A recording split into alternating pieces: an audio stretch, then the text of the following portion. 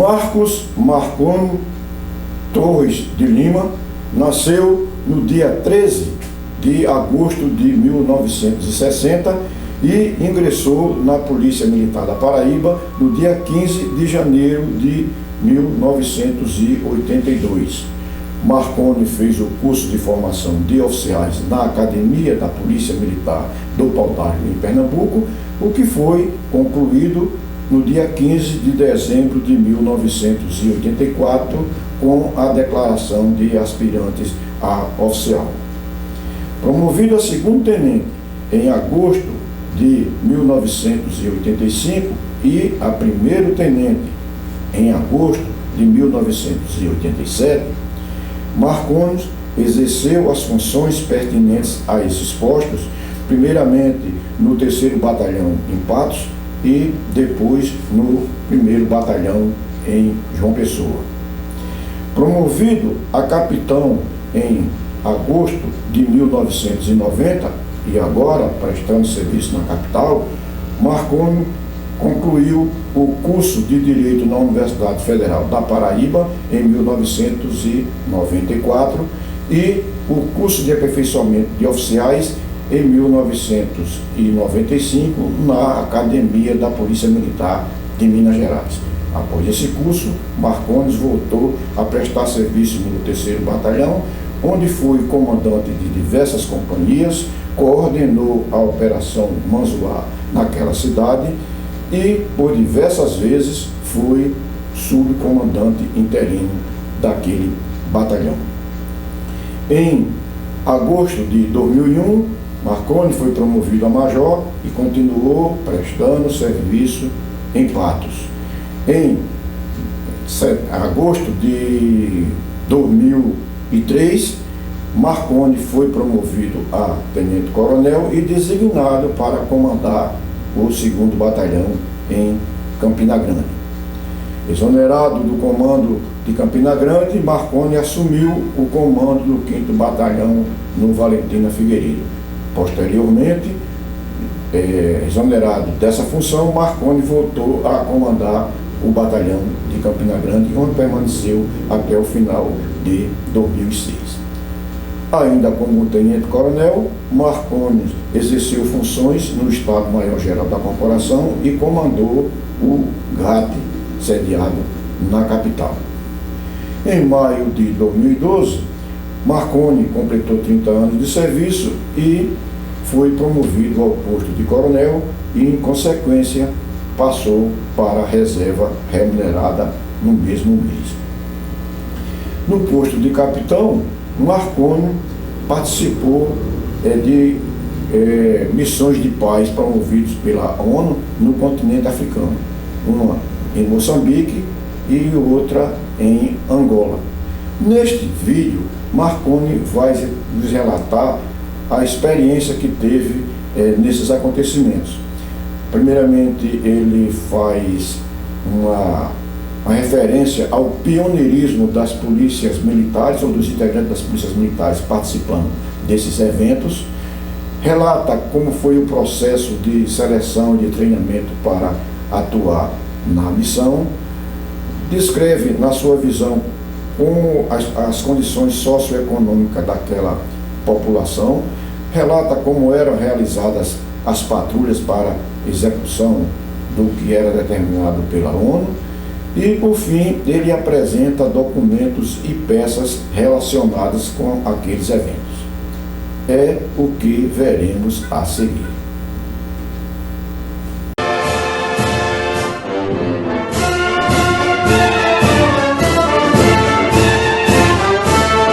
Então, primeiramente, com relação, eu gostaria de introduzir, falando sobre a motivação, né? Porque até 94 a gente via muito a convocação de militares federais para missões de paz. Não havia a prática de convocar policiais militares, né? E a partir de 94, eu acho que foi por aí, começou-se a se convocar policiais militares, e a motivação foi justamente porque nessas missões de paz, especialmente na África, né, já havia um plano, um tratado de paz assinado, né? E uma das condições para que esse tratado de paz fosse assinado foi justamente a presença não de militares só, mas também da Polícia Internacional, da polícia de outros países, porque no país, principalmente Moçambique, que foi o primeiro, a polícia ela se confundia muito com o exército e não havia aquela credibilidade e confiabilidade da sociedade como um todo e também da guerrilha.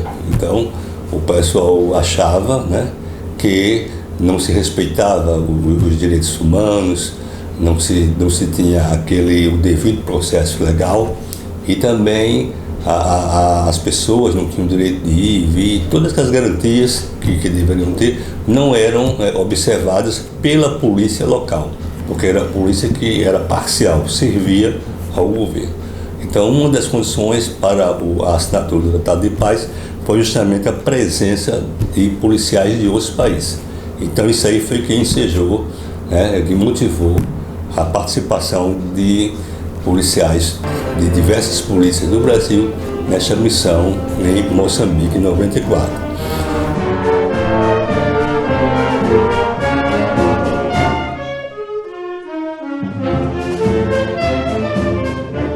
Então a convocação se deu através da IGPM. Dentro da IGPM tinha um órgão que era o COTER, que era o Comando Terrestre, e esse órgão fez, né, a ingerência junto ao Comando Geral e ofertou 5 vagas para a Polícia Militar da Paraíba, né? A partir daí nós nos voluntariamos.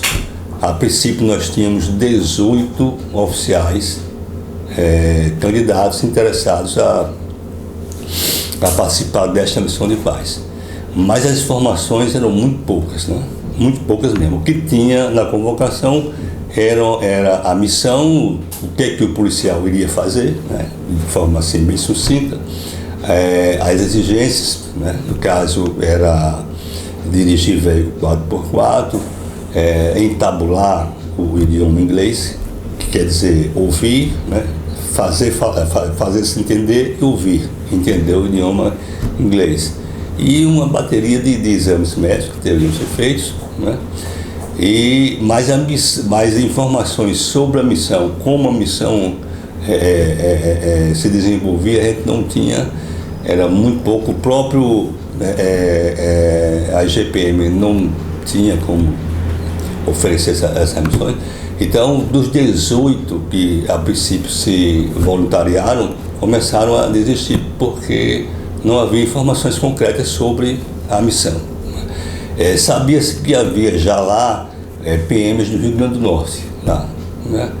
E a gente tentou contato com a PM do Rio Grande do Norte, conseguia até falar com um familiar lá desses policiais que estavam lá em Moçambique. A informação que tinha é que eles estavam em missão, a comunicação era muito difícil, eles faziam contato a cada 3, 4 meses via correio, né? A comunicação via telefone quase não existia, então até os próprios familiares do pessoal do Rio Grande do Norte não tinha muita informação para a gente. Então no final ficou os 5 voluntários, né? Foi o Coronel Alfredo, pela antiguidade, Coronel Alfredo, Capitão Marconi, Capitão Marcos,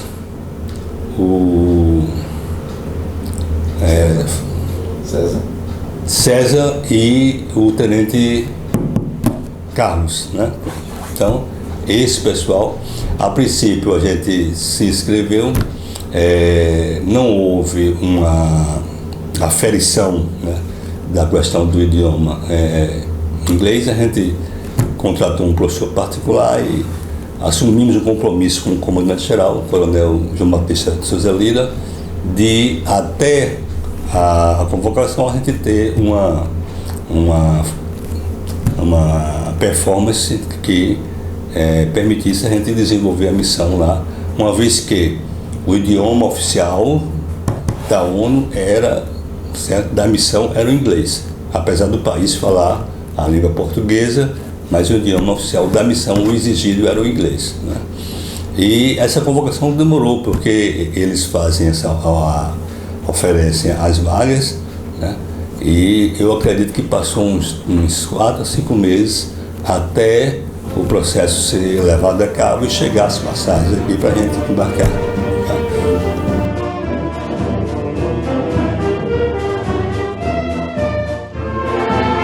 Lá a gente passa um período de instrução geral, né, onde todos os que eles chamam de New Harvard, né, recém-chegados, são agrupados e recebem instruções, certo, sobre a missão propriamente dita, né, o que fazer, qual a missão, como fazer, como agir, e também sobre o país, né, questão climática, questão geográfica, questão cultural, né, e depois desse período aí de 30, 40 dias, a gente tem o deployment, que é a distribuição. Então as pessoas são distribuídas nas províncias. Então todo mundo vai, a partir dali, recebe a notificação e embarca para os seus respectivos, né, local de serviço, né?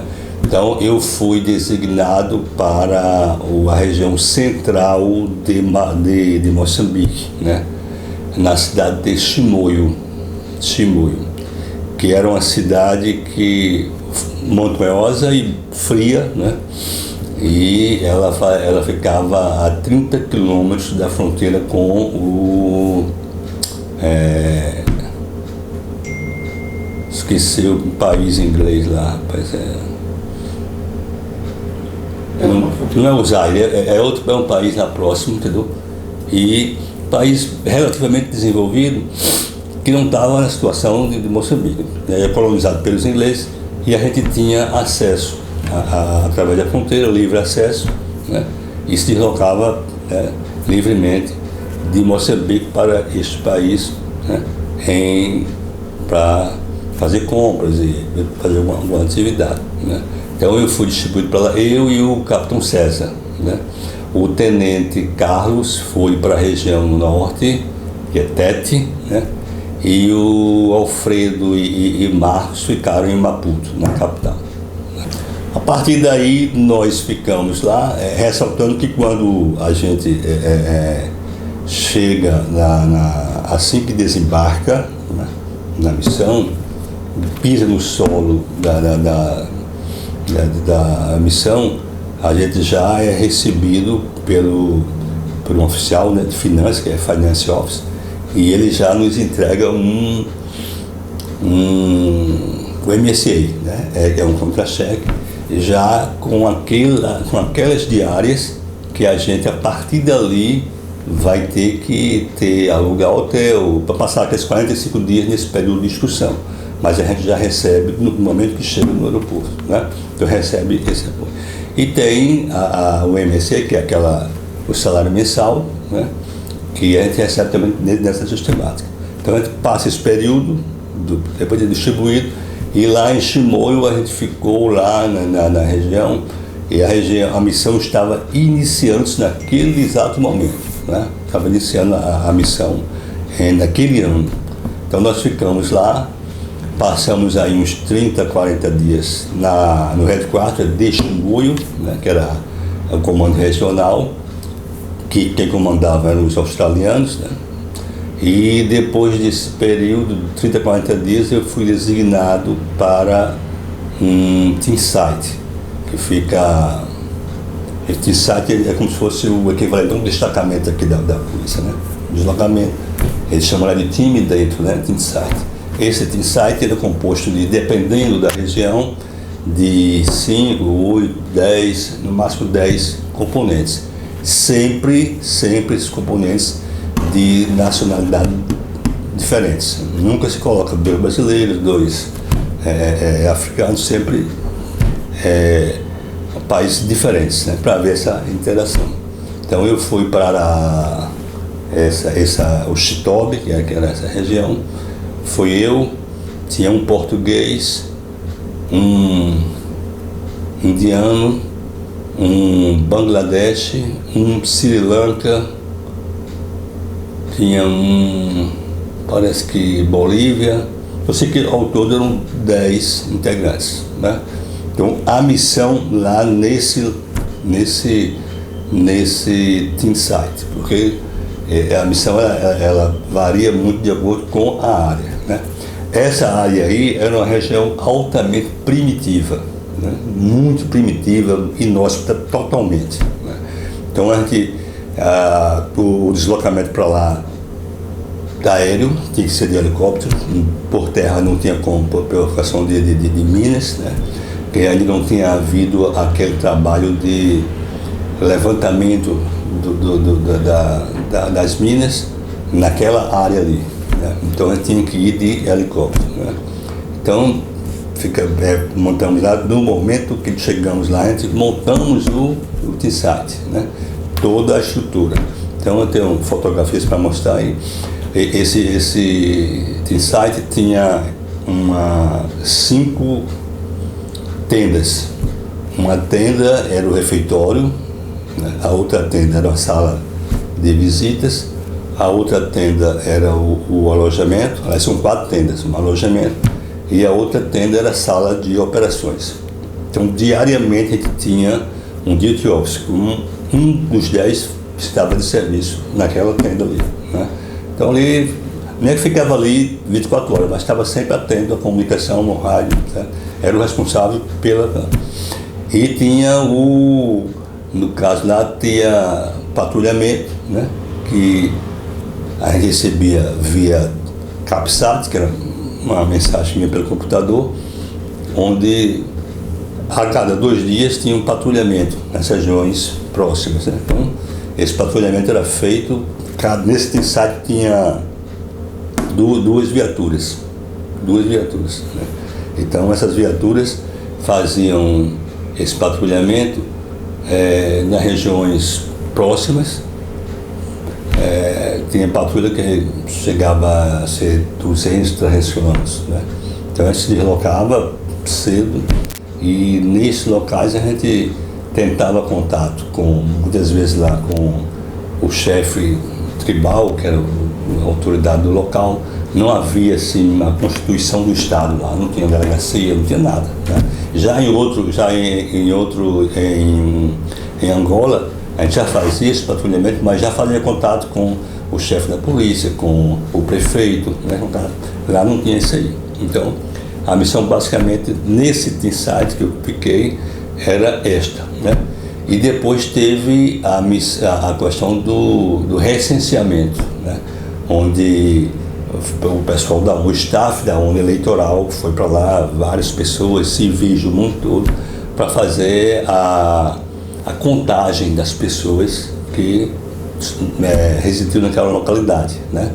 Vão contactar e anotar e fazer um recenseamento que era justamente para anteceder as eleições, né? E com as eleições, a missão, após o resultado da eleição, o país alcançou a pacificação e a missão foi terminada. Sim.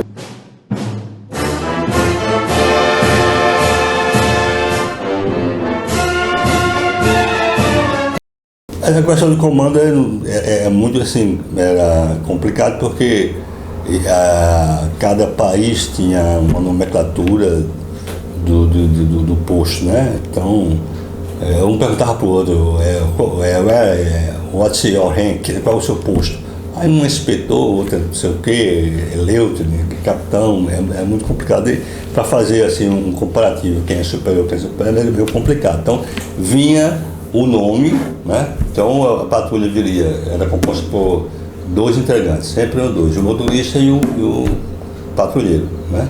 Fazia o deslocamento, né? Voltava e fazia um relatório no computador do que a gente tinha encontrado, do que eu tinha relatado. Geralmente o que a gente tinha relatado era muito pouco em razão da falta de estrutura do Estado, né? O que a gente via muito lá? A princípio, aquela população ali, a população que quando a gente chegou lá para instalar o posto mesmo, o nativo, ele via a gente como extraterrestres, né? Ficavam de longe, com medo mesmo, né? E aos poucos eles foram se aproximando, e interessante é que tinha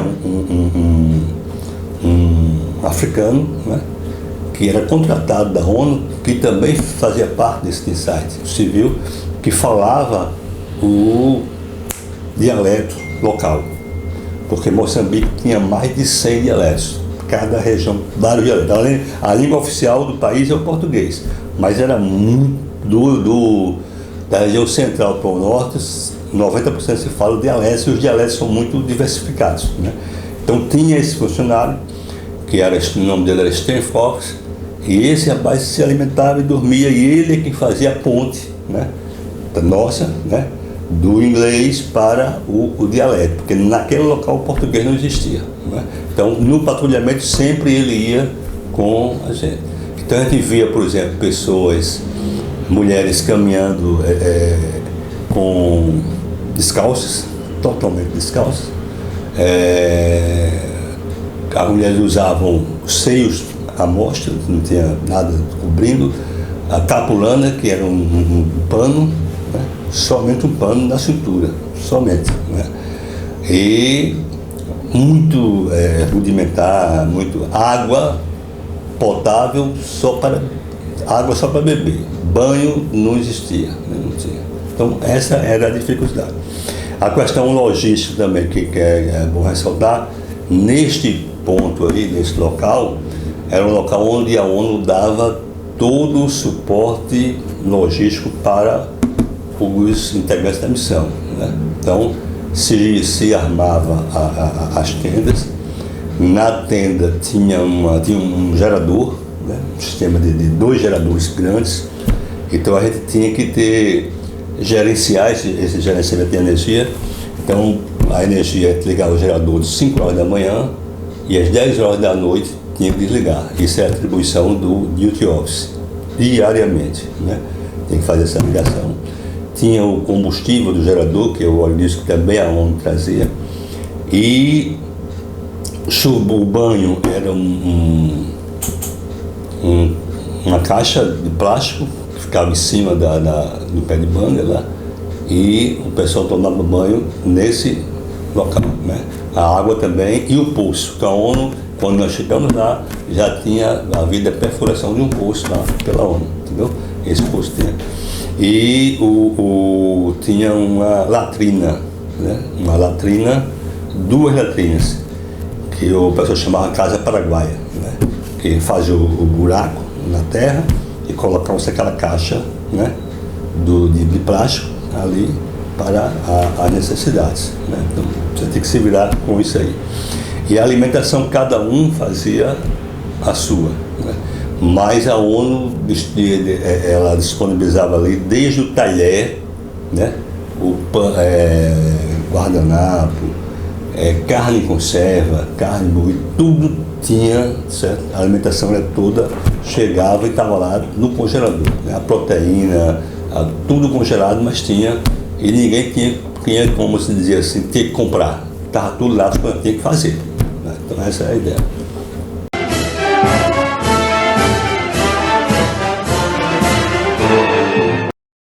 A missão terminou eu acho que não se precisar um mês, mas foi no final do ano que nós chegamos aqui. Não.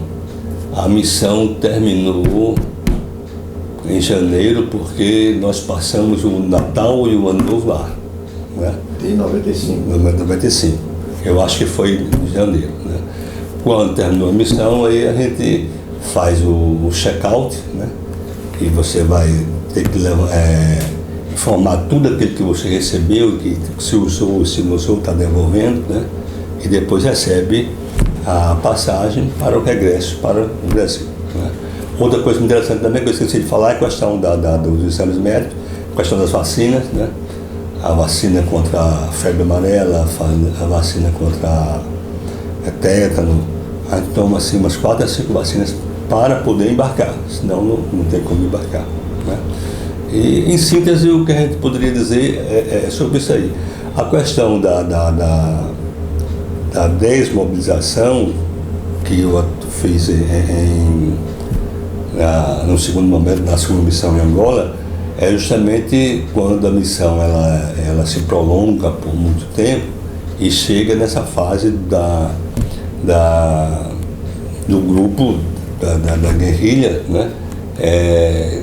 Um dos pontos do acordo de paz é haver esse processo de desmobilização, ou seja, a guerrilha entregar as armas, né, para o governo, e também a apresentação de quem portava as armas, dos homens da guerrilha. Então esse pessoal, e havia em paralelo, em suporte a isso aí, todo o staff da ONU. Então aquele pessoal que estava, por exemplo, que estava sendo desmobilizado, as armas tinham um destino. E o material humano, fazer o que com esse homem? Né? Tinha um homem lá que estava... tinha caso lá de general com 22 anos. General da guerrilha, entendeu?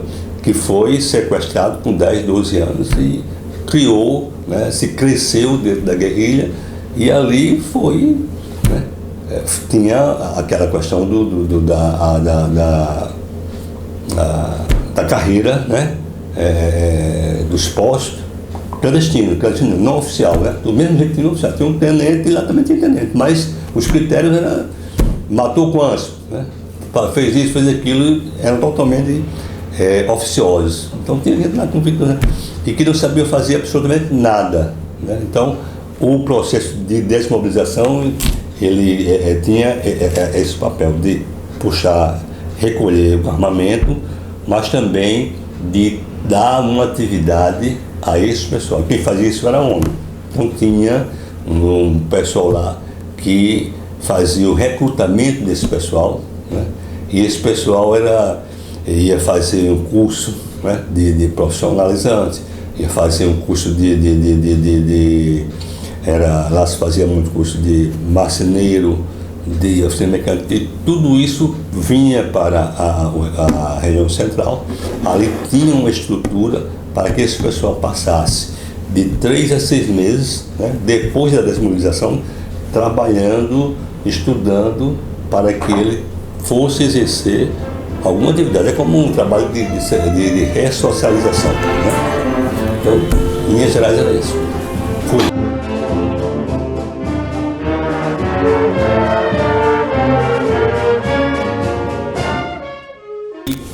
3 anos depois, em 97, houve uma convocação para a missão de paz em Angola, né? E o Major Alfredo e Marcos se inscreveram e foram, e eu não estava, no momento da convocação, não tive interesse de ir.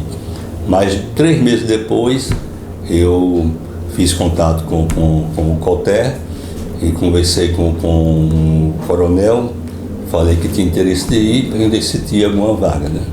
E ele me informou que tinha um tenente da PM de Alagoas que estava voltando, né?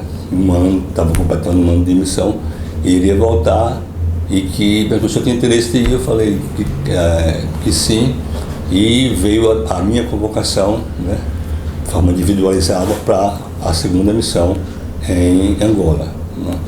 Então a gente seguiu para Angola, e Angola já foi outro cenário totalmente diferente de Moçambique, porque Angola em Moçambique, o nome da missão oficial foi ONU-MOIS, né? E como eu falei, a gente foi o pioneiro, iniciamos a missão e terminamos a missão. Foi uma missão altamente exitosa, não houve conflito, não houve derramamento de sangue, foi muito tranquila. Já a missão de paz em Angola, a MONUA, ela foi precedida pela UNAVEM 1, UNAVEM 2, UNAVEM 3, UNAVEM 4, e por que houve toda essas fases? Porque houve descumprimento do acordo de paz, houve muito conflito, houve mortes, e a missão foi muito complicada, né? Então quando nós chegamos lá, já estava cansado de UNAVEM 1, 2, 3, a gente foi em 97, foi a MONUA, né? Então já estava aquele processo de desmobilização, já tinha ocorrido, depois tinha feito de novo, já estava bem, né? O processo de distribuição estava tudo já em andamento, né? Então era diferente. E a gente foi para, primeiro não fez aquela ponte de Guarulhos, Johannesburgo para Maputo, fez direto de Guarulhos para a capital de Angola, Luanda, né? Então chegou em Luanda, houve aquele processo, novamente, de instrução, capacitação, né? E depois houve a distribuição. Desta feita, eu fui para uma região, a região norte, que era uma cidade chamada Zage, né? E essa cidade era fronteira com o Zaire. Fronteira com o Zaire. É uma região diamantífera, que tinha muita produção de diamantes, e fiquei lá durante 6 meses, né? Neste local, aí sim, lá tinha patrulhamento, né? Aí a gente tinha sim, os componentes do lado local, nós tínhamos um indianos, tinha um noruega, tinha um russo, tinha de Gana, um brasileiro, também eram 10 componentes. E neste site tinha esse patrulhamento, mas de forma mais eficaz, né? Então a gente fazia o patrulhamento e visitava o prefeito. Havia dentro na circunvizinhança do Teamsite, da cidade de Zage, tinha as cidades e tinha lá os prefeitos, né? Tinha o prefeito, mas não deixava de ter tinha o prefeito, mas também tinha o chefe religioso, né? Que a gente também visitava a cadeia pública, né? Contava os presos que tinham, né? Conversava com o chefe da cadeia pública, o comandante da polícia local. Então toda essa visitação era feita e depois a gente retornava e fazia aquele relatório. Então esse trabalho era um que nós fizemos. O trabalho de 10 mobilização também, né? A certa altura fizemos, mas não lá, mas já no outro site, próximo à capital de Luanda, quando estávamos lá em Cachito, nessa cidade, né? Então, a missão, ela, com essas diferenças, mas era a mesma situação de Moçambique, mesma situação, mesma questão remuneratória, mesma missão, né? Questão de retorno no Brasil a cada 6 meses e aquela questão da distribuição por posto, a questão de haver sempre a diversificação de países. Então, a sistemática, a dinâmica era a mesma coisa.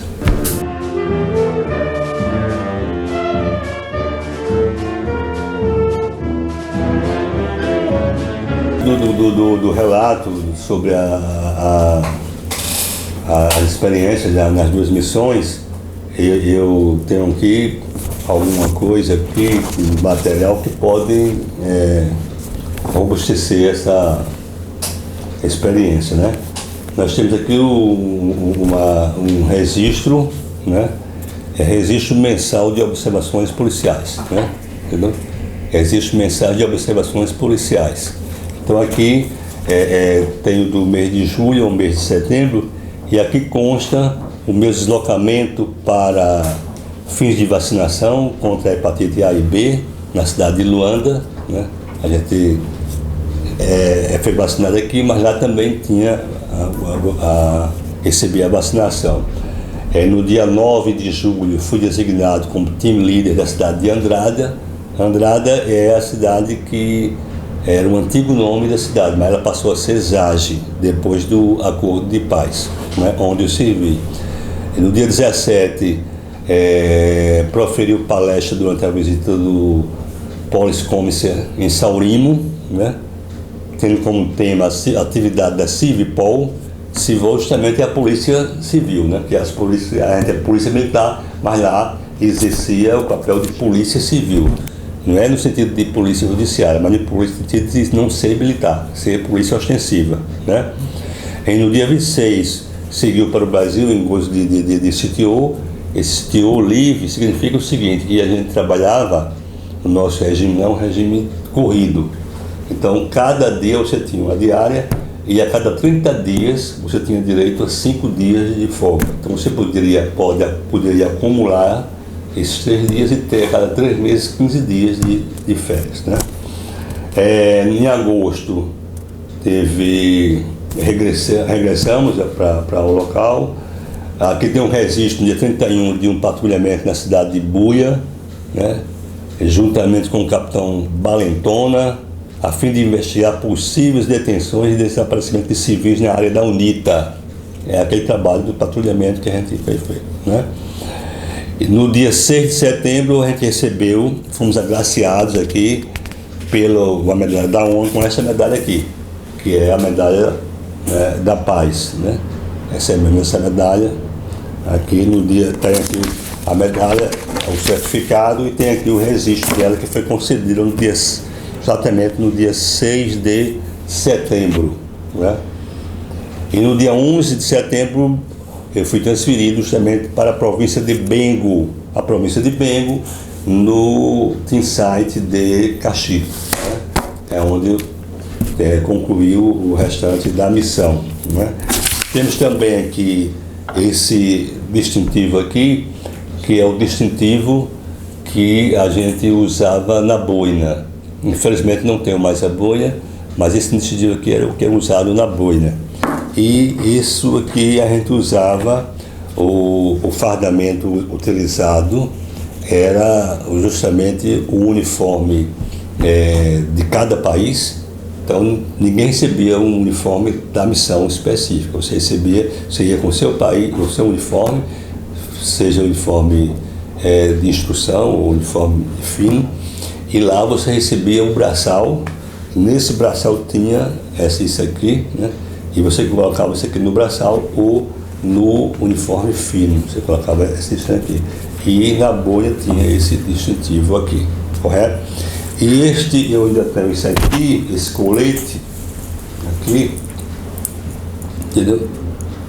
Este colete aqui nós usamos num determinado período onde a gente estava fazendo uma missão específica. A gente estava dando apoio ao staff eleitoral da ONU. Isso aqui foi, assim, acho que 3 meses antes do pleito eleitoral, onde houve o censo eleitoral, né? E a gente dava suporte ao pessoal da ONU que fez o mapeamento justamente das zonas eleitorais, o quantitativo de eleitores, as pessoas que tinham, levantar a idade, informações, para que houvesse um regramento, né, um acompanhamento mais preciso das eleições, que era justamente o coroamento do sucesso da missão, como de fato aconteceu. Houve a eleição, né, sem nenhum transtorno, ninguém contestou, né, e houve a eleição e a missão foi levada a cabo com sucesso.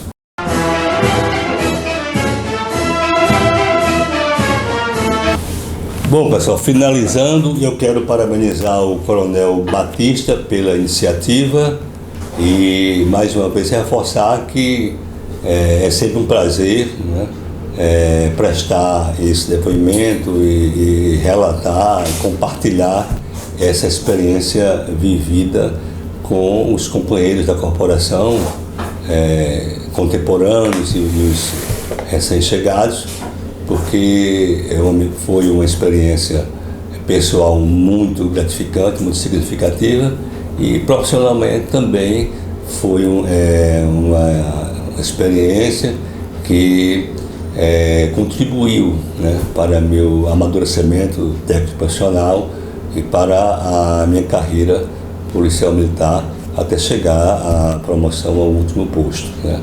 Então é sempre um prazer relatar, né? Não sei se o tempo permitiu a gente detalhar com mais precisão a experiência, mas em síntese isso foi o que eu relatei foi a nossa vivência na missão de paz em Moçambique, a UNOMOS, em 94, e em Angola, que foi a MONUA, no ano de 1997.